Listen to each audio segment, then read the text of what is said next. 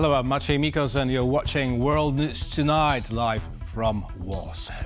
It was a week of cynical terror against civilians, says Ukraine's President Volodymyr Zelensky, after massive Russian strikes deprived thousands of heating and electricity.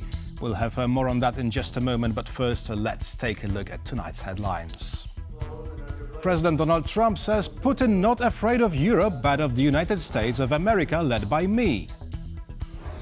Iranian authorities crack down on citizens as nationwide protests intensify. And the Polish president vetoes legislation enforcing Brussels' big tech law. More than 1,000 buildings in Kiev remain without heating after the Russian mass attack on the city's energy infrastructure last Friday.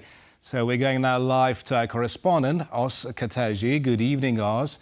Can Ukrainian air defense protect the city from further damage inflicted by Russian drones and missiles? Or should we rather expect the situation only to worsen?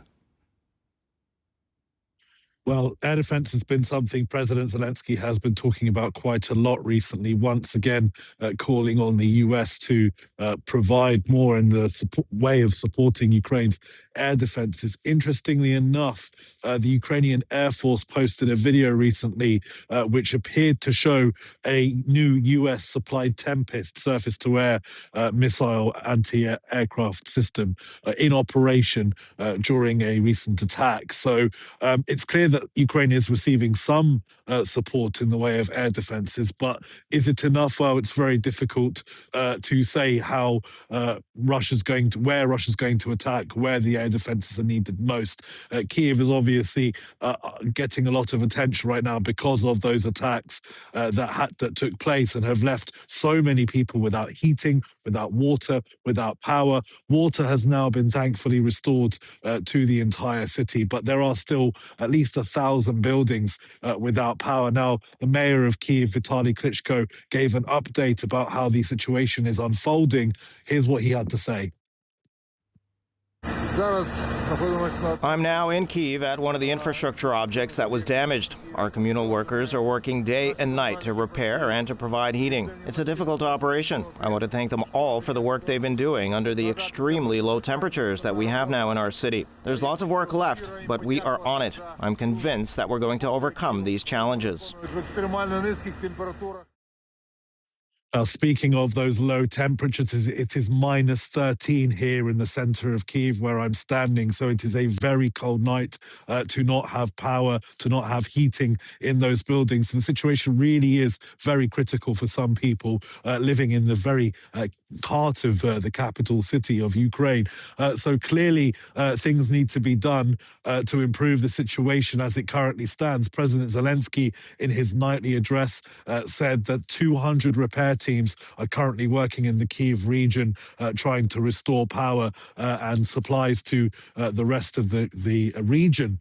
And also that there are resilience centers that have been set up around the city so people that are most affected by this lack of power, lack of heating, can come to these communal places to get state assistance. But as I said, it's very, very cold tonight. So the situation remains pretty critical, trying to get that power restored. The question will be, where will Russia attack next? And can Ukrainian repair crews keep up with the demand in this very, very cold winter? And this these temperatures are expected to last for a good few more days yet. So we are far, far from out of trouble here in Kyiv.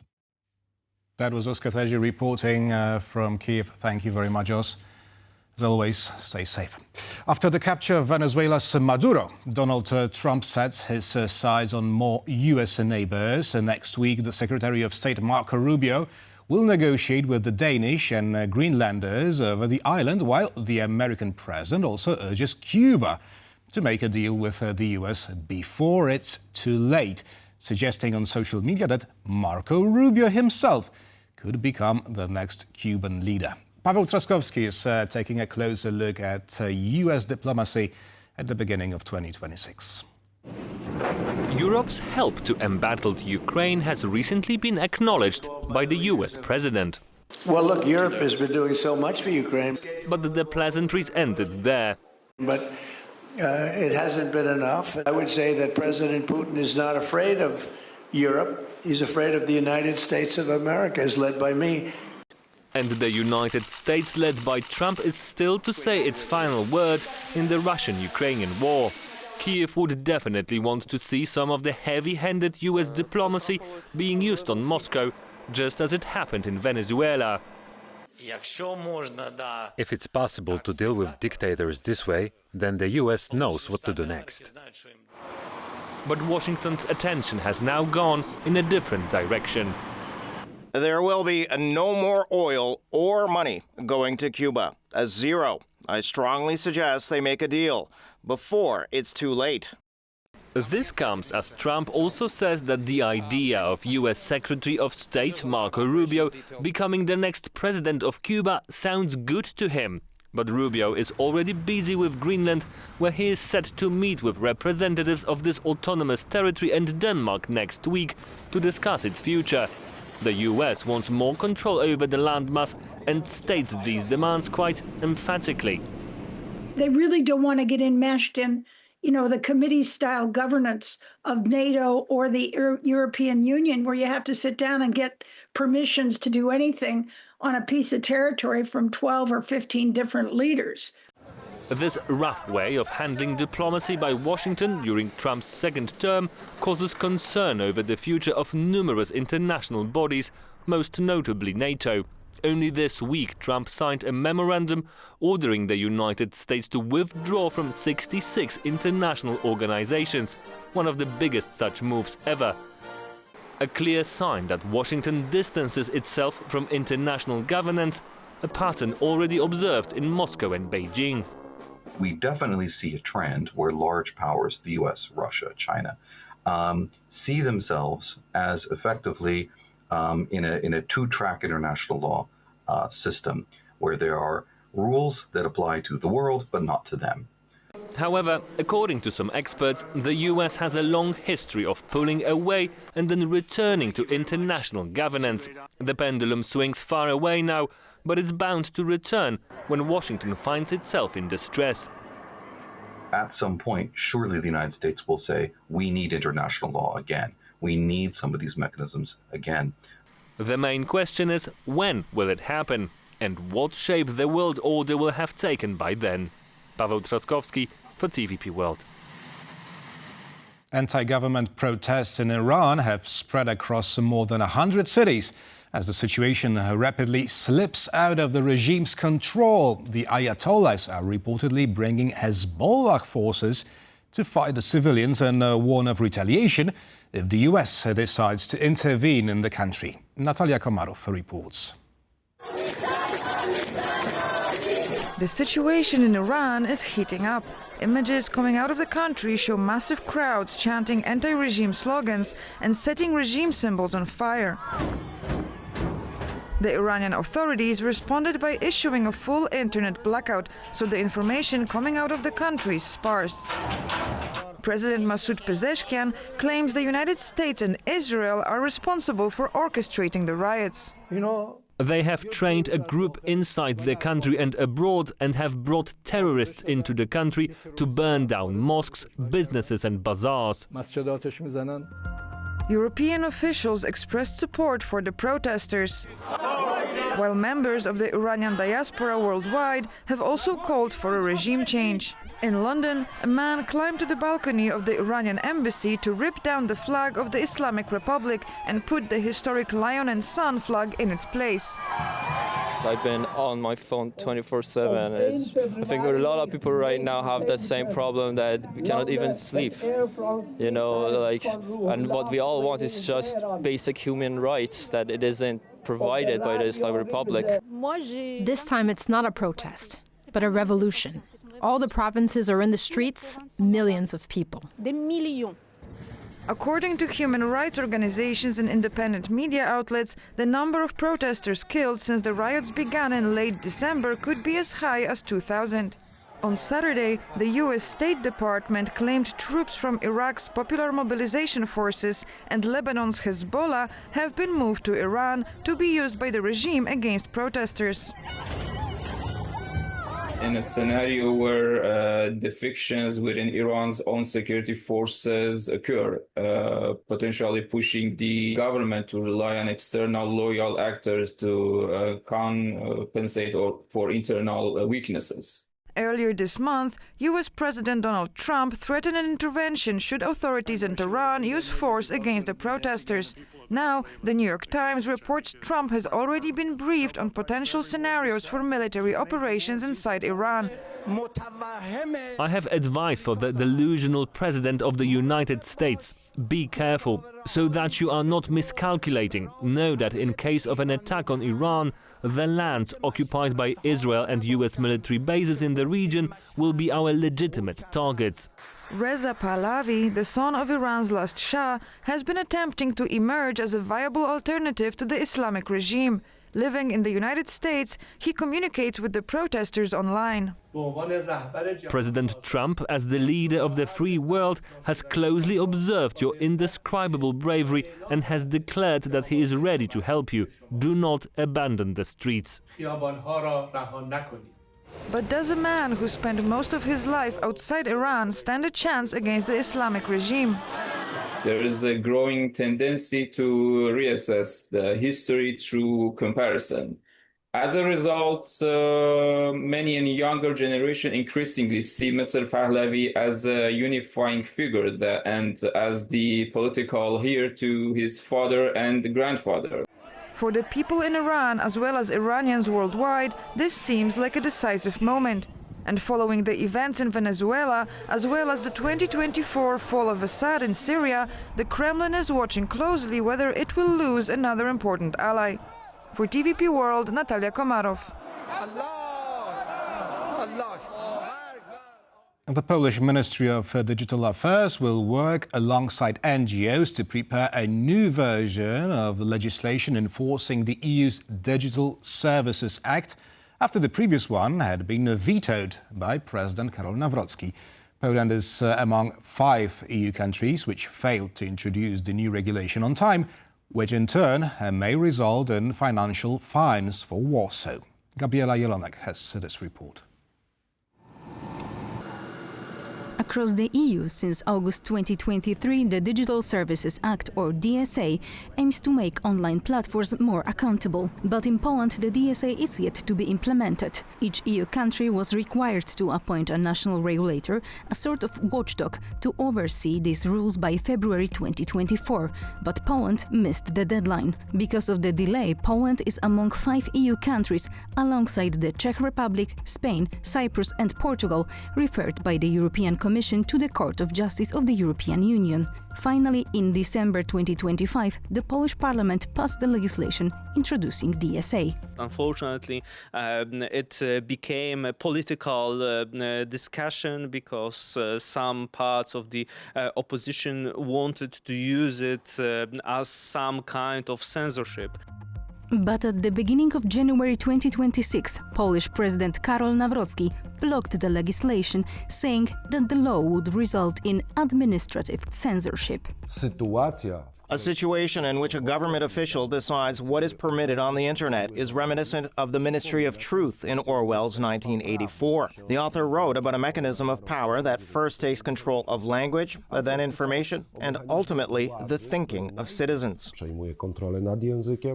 Polish Digital Affairs Minister Krzysztof Gawkowski dismissed Nawrocki's position, accusing the president of undermining online safety and siding with digital platforms. The spokesperson for the Polish Ministry of Foreign Affairs also stressed that the DSA will help fight influence operations directed by foreign actors.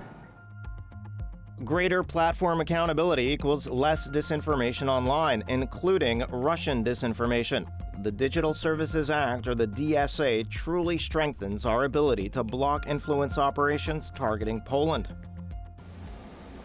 Among others, the Digital Services Act enables reporting illegal content, appealing content moderation decisions and shadow bans, but also the ability to see who pays for political and targeted ads. But there is a geopolitical struggle behind the implementation of DSA. The European digital democracy and digital transparency agenda is one of the main enemies of the current US administration.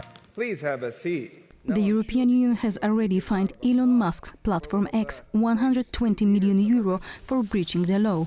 Earlier this week, the European Commission expanded its investigation into X's AI service Grok after it started posting a wave of non-consensual sexualized pictures of users. This prompted a response from Washington, including travel bans imposed by the Trump administration on former EU Commissioner Thierry Breton, an architect of the DSA law. This is a politically explosive issue. The freedom of expression versus the disinformation is the framing that is one of the key framings of the international relations and agendas of big international actors currently. The main consequence for the users is that they know less about where the specific information that is popping up on their feeds is coming from. Also today, we don't really see how the big platforms are making decisions about which type of political content you see on your For You feed or for your main feed on X. And there is a very high chance that this content might be manipulated according to the political needs of the owners of the platforms. For now, delay of the imposing DSA means that Polish internet users don't benefit from the diligence Brussels is imposing on Big Tech, but also that Poland will be slapped with financial penalties by the EU's top court. Polish President Karol Nawrocki said that he invites the Ministry of Digital Affairs and NGOs that have approached him to jointly prepare a new project that should be ready in the next 2 months. Minister of Digital Affairs Krzysztof Gawkowski agreed on that this Saturday. For TVP World, Gabriela Jelonek. The art collection of King Stanisław August Poniatowski was an expression of Enlightenment ideals, created to educate and adorn royal residences. It included paintings by old masters alongside sculptures, coins, medals and books. Today, some works can still be found in Warsaw. Natalia Komarow has the story.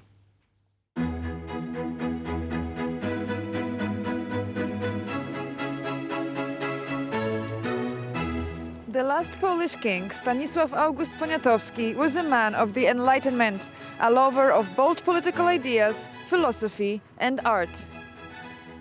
In the Polish-Lithuanian Commonwealth, kings were elected, and so Poniatowski didn't inherit his predecessors' sculptures or paintings. In 1764, he moved into a near-empty royal castle. But that's okay, because as you will see right here, he was a passionate collector. His reformatory activities aside, Stanisław August was perhaps most famous for his passion for art. He especially loved paintings. During his reign, he managed to collect 2,500 pieces, and the most prized ones he put on display here in the palace on the Isle. Like other enlightened monarchs of the era, Stanisław August sent agents to London, Vienna, Paris and Rome to alert him on the best new pieces.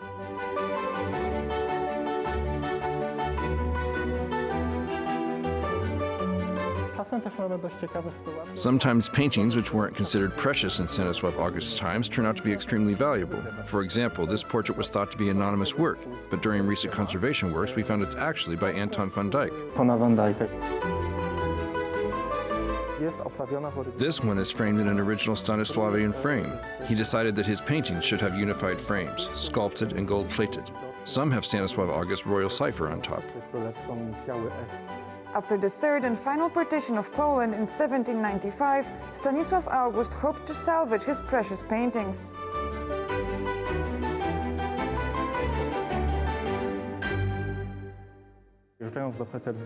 When leaving for St. Petersburg at the end of his life, the king decided to take his most cherished paintings with him, which is why many of those artworks are now in Russian collections, most famously at the Hermitage.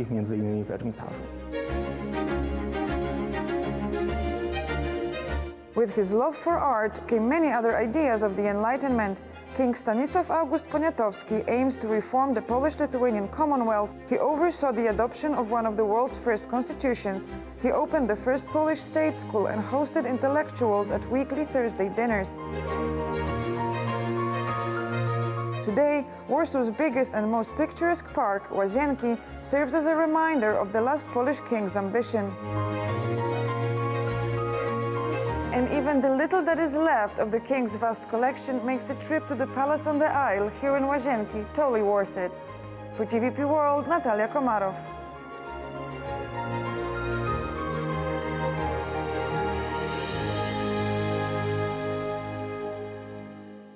They deliberately waited for freezing weather to make things worse for our people, says President Zelensky, after Russian strikes have plunged Ukrainian cities into darkness and cold.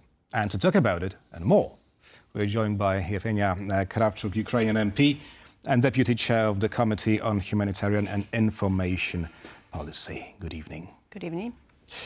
Kiev's mayor, Vitaly Klitschko, has urged all the people who can to leave the city. Have many listened to his appeal? You're here in Warsaw. Well, I just came from Kiev. I'm traveling to Brussels for a trip in European Parliament, but my train was late for 4 hours, and now we have disruptions in railroad stations because actually we need electricity for trains to run as well. I will disagree with Mayor Klitschko because I live in Kiev, but we have a small house outside of Kiev as well, and the electricity is not there in this regional house for now 5 days in a row. No electricity, because before that we also had a very hectic weather. We had rain and then it froze. So basically all the rain now is on the grid, on all the infrastructure. So, and indeed, on the 8th we had probably one of the biggest attacks on Kiev. We had more than 100 Shaheds, drones at the same time, ballistics and missiles flying, you know, like wave after wave, and it was for 5 hours in a row. In my apartment, I didn't have heating for just 1 day, which was relatively okay. And electricity was going on back and forth. But indeed, in some of the regions of Kiev, people do not have heating for 3 days now. And it's much colder than in Poland right now. In Ukraine, yes, we've heard from our correspondents minus 13 right now. And probably it will drop during the night on the next week up to minus 20. And a lot of snow. So it is probably the most critical week of this winter. And of course, Russians waited for this weather. We knew there will be an attack because everyone can see the weather forecast. And Russians want to have humanitarian catastrophe because, you know, Kyiv is 4 million people. And obviously, you cannot have a fire in the apartment. You can have a wood stove somewhere in the village. But obviously, to cook food, you know, you have some people that cannot move, you know, with disabilities, cannot, you know, access food and everything. So it is a big challenge. Well, it's not the first time, actually, that Russians exploit cold weather to inflict as much pain on Ukrainians as they can. But this winter, something else has happened. Ukraine has responded and attacked the electricity grid in Belgorod, if I'm not mistaken. Well, it's been going on for maybe 1 year already, and the drones are disrupting Moscow as well. The airports are being closed. I mean, that's actually very important. Yes, to put it on Russian soil. I'm talking specifically about heating and electricity, because the residents of Belgorod, Russians living there, are experiencing the very same situation that Ukrainians living in Kyiv. Now, are you, I can't use the word happy about it, right? But do you feel it's a right move, this sort of retaliation? And I want to make this clear. Ukrainian drones are attacking only military, you know, military capacities or oil refineries, because Russians are getting money from all the products they produce out of oil. So these are the targets. And why is the aim like Kyiv? Well, first of all, it's a capital. And second, it's a lot of people living in the same place, and it's something that Russians want to destroy the will to, to fight more. That's why they target, and I can see it from the map, the heating plants. Not the military purpose, for military purposes or, something that is connected to military. And again, they used these ballistics that flies like 13,000 kilometers per hour, and it hit. Oh, you're talking about the Oreshnik? Yes, and it hit the place. It didn't make sense, obviously, the result of this attack, but it was very close to Polish border. So I think it's more psychological factor for Europeans. And that's the reason why tomorrow the United Nations Security Council will convene to discuss this very issue. What will be the Ukrainian message? Well, Security Council of United Nations is not really a resolveful organization. It's basically a speaking club. But it is important to have this, focus on this another attack. Because obviously, Russians are trying to destabilize other countries. And trying to show that Europe is the sphere of interest of Russian Empire, as they think it was, but they lost it, after the Iron Curtain, after the USSR dissolved, and they still want these spheres of interest. And, we see that sort of this situation with Western Hemisphere and Trump's actions might, lead somewhere in Putin's mind that, well, that's the division of spheres of interest, and America will have the Western Hemisphere, and we're doing what we want in Eastern Hemisphere in Europe. Peace will come soon, hopefully, and the US pushes for the elections to take place immediately after it happens. General Kirill Budanov is the new head of the presidential staff. Could he also be a good candidate to replace President Zelensky? That's the question to himself. I was at the meeting with General Budanov in December. It was sort of it was closed meeting, and he was asked whether he will participate in presidential elections, and he did not answer this question. So at first, obviously, he has to show some interest, but I don't think he will run unless President Zelensky does not want to run for a second term. In other case, I think it's way too early to talk about elections. Because, we just had this topic with 4 million people freezing in their apartments, and then, elections soon to come. As you obviously can understand, it's really difficult to organize elections when you are fighting for survival. Obviously. Maybe some other general then. Someone who resides in London these days. We'll see.